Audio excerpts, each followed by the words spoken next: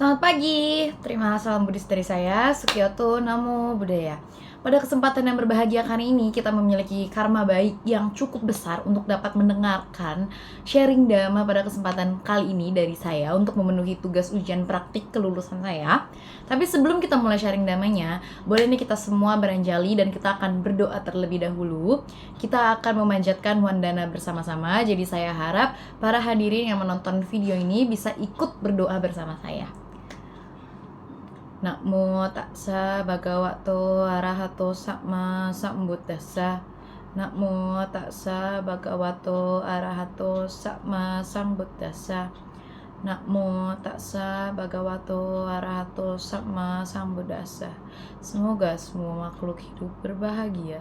Sadu, sadu, sadu. Perkenalkan, nama aku Meta. Aku akan memberikan pengetahuan dhamma yang aku ketahui kepada para hadirin sekalian. Tema dari sharing dhamma kali ini adalah soal panca niyama. Jadi apa sih yang kalian ketahui nih soal panca niyama? Jadi panca niyama itu adalah salah satu dasar dhamma dari Sang Buddha yang paling penting buat kita. Panca niyama adalah 5 macam hukum yang bekerja di alam semesta ini. Jadi kita, para umat Buddha, percaya bahwa dunia ini, bumi ini berjalan dengan diatur oleh panca niyama, yaitu 5 macam hukum. 5 macam hukum ini ada apa aja sih? Ada apa aja sih, Meta? Nah, 5 macam hukum ini ada utu niyama, bija niyama, kama niyama, dhamma niyama, dan cita niyama. Kelima hukum ini saling bekerja sama mengatur hal yang berbeda-beda dari berjalannya bumi kita. Dari bagaimana manusia hidup.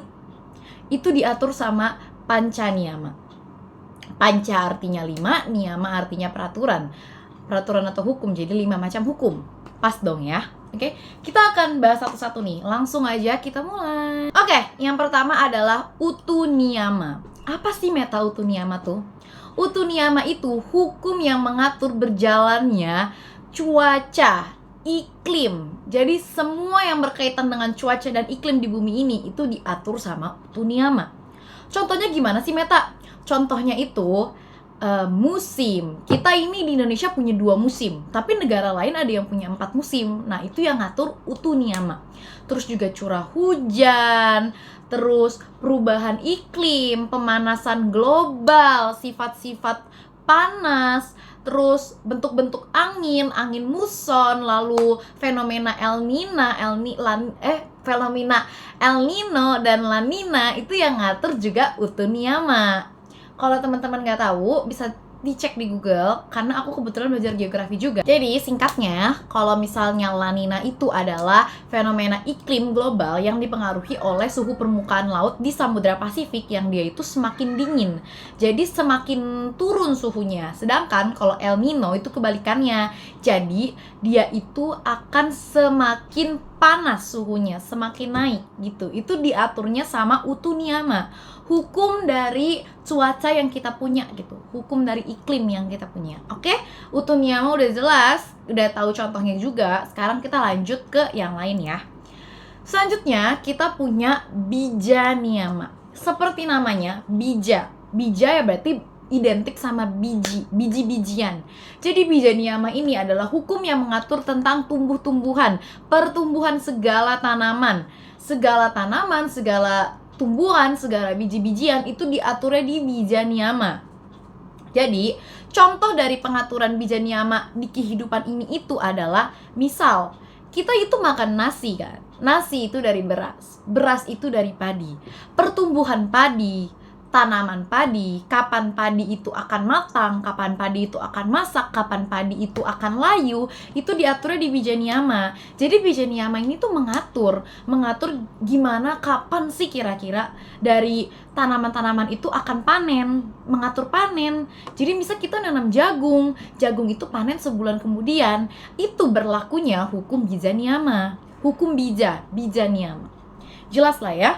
Jadi kita kalau misalnya kita nanam tanaman, nanam bunga, nanam sesuatu, itu kita tuh sebenarnya diatur sama bija niyama. Nggak sembarangan kita nanam tumbuh gitu aja, itu nggak bisa kayak gitu. Itu ada aturannya. Aturannya itu ada di bija niyama. Gitulah kalau belajar dharma memang sangat menarik, selalu menarik. apalagi kalau kita tuh belajarnya dari dasar.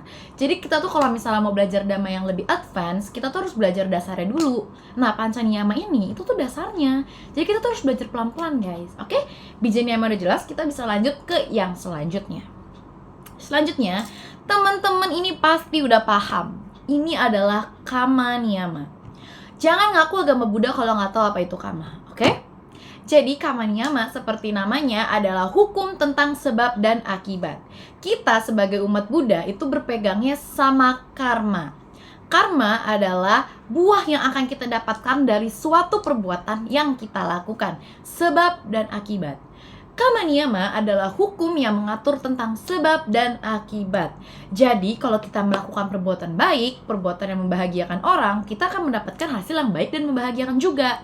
Tapi, kalau misalnya kita berbuat jahat, yang kita dapatkan ya hasil yang buruk. Apalagi kalau misalnya kita menyalahkan orang lain, menyalahkan orang jahat, orang baik, itu sama aja karena kita tetap menyalahkan orang lain. Ngerti? Contoh dari kama niyama ini adalah, misal saya ini mencuri baju teman, lalu saya pakai dengan bangganya. Lalu tiba-tiba sih dapat balasan dan atau ganjaran dari perbuatan jahat yang saya lakuin. Saya jatuh dari tangga. Nah, itu karma. Karma itu mempunyai waktunya sendiri untuk berbuah. Kapan karma baik akan berbuah, kapan karma buruk akan berbuah, kapan karma yang kita lakukan akan mundur buahnya, kapan karma yang kita lakukan akan maju buahnya. Itu diatur di kama niyama. Dan inti dari peraturan ini, inti dari hukum karma ini adalah apa yang kau lakukan, itu yang kau tuai. Itu adalah hukum sebab akibat dari Pancaniyama. Udah jelas dong ya, boleh kali kita lanjut ke yang lain.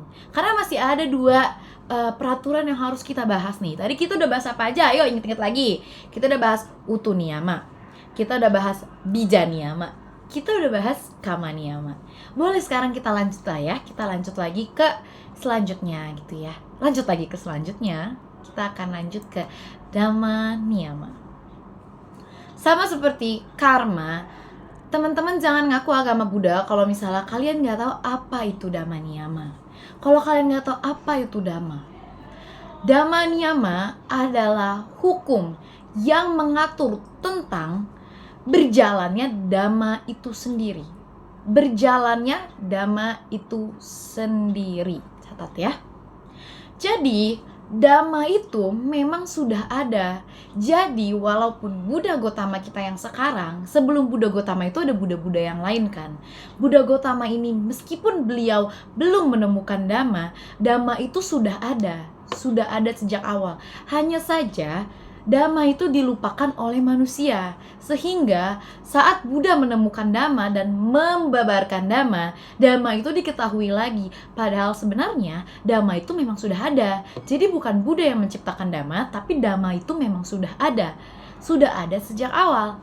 Nah, Dhamma niyama ini fungsinya adalah mengatur Dhamma. Dia itu, si Dhamma niyama ini nih, dia tuh mengatur berjalannya Dhamma. Dia tuh mengatur kapan calon Buddha akan lahir, kapan Dhamma itu akan diketahui kembali, akan dibabarkan kembali, kapan Dhamma akan dilupakan, keajaiban alam saat seorang bodhisattva ini akan lahir, saat calon Buddha akan lahir, itu semuanya diatur di Dhamma niyama. Jadi segala Dhamma yang kita lakukan, yang kita ketahui, yang kita dengarkan sekarang, itu yang ngatur Dhamma niyama. Contohnya, saat Pangeran Siddhartha membabarkan Dhamma pertama kali saat menjadi Buddha. Buddha Gotama membabarkan Dharma pertama kali ke 5 pertapa, lalu 5 pertapa mencapai penerangan sempurna. Itu adalah awal pertama roda Dharma kembali berputar setelah dilupakan. Itu terjadi di Taman Rusa Isipatana. Nah, itu diaturnya sama Dhamma niyama. Jadi, kalau misalnya Dhamma itu dilupain dan diketahui kembali, itu di Dhamma niyama ya teman-teman. Kita belajarnya itu yang ngatur Dhamma niyama. Oke? Jelas? Sekarang kita akan lanjut ke yang terakhir. Jadi karena ada 5, kita udah bahas 4, kita akan bahas yang terakhir. Yang terakhir itu adalah Citta niyama. Citta niyama ini adalah seperti namanya nih, cita. Cita niyama adalah hukum yang mengatur tentang kesadaran. Timbul dan lenyapnya kesadaran, sifat-sifat kesadaran, kekuatan batin kita, dan lain-lainnya. Cita niyama ini mengajari kita bahwa segala bentuk pikiran itu memiliki peraturannya sendiri. Kemampuan kita dalam berpikir itu diaturnya di cita niyama ini, teman-teman. Jadi contoh dari cita niyama ini adalah, misal kita ini kita berpikir kalau aku pengen deh jadi anak pintar, aku pengen belajar yang banyak. Nah, proses-proses berpikir kamu selama menjadi anak pintar ini itu diaturnya di cita niyama. Kalau kita melakukan meditasi hingga mencapai jana, hingga mencapai arahat, itu juga bentuk-bentuk pikiran kita itu ada di cita niyama. Saat kita berpikir, apa yang kita pikirkan sebelum kita melepas segala kilesa, segala kekotoran batin, itu diatur di cita niyama, teman-teman. Pokoknya selama setiap manusia masih memiliki kesadaran, itu diatur di cita niyama. Selama manusia masih memiliki pikiran, itu peraturannya ada di cita niyama. Oke? Itu udah jelas banget ya, teman-teman. Oke, aku harap semua penjelasan aku bisa membantu teman-teman untuk mengetahui dan lebih mengerti panca niyama, 5 hukum yang ada di dalam agama Buddha dengan lebih baik. Semoga bahasa aku jelas, nggak kecepatan, tapi juga nggak kelambatan dan nggak bikin teman-teman bosen. Semoga dengan mendengarkan video aku, teman-teman lebih semangat lagi untuk mendengarkan dan mengetahui informasi-informasi mengenai Dhamma dari Sang Buddha kita tersayang. Akhir kata, marilah kita berdoa, kita tutup kembali dengan wandana. Namo tassa bhagavato arahato samma sambuddhassa. Namo tassa bhagavato arahato samma sambuddhassa. Namo tassa bhagavato arahato samma sambuddhassa. Semoga semua makhluk hidup berbahagia. Sadhu, sadhu, sadhu.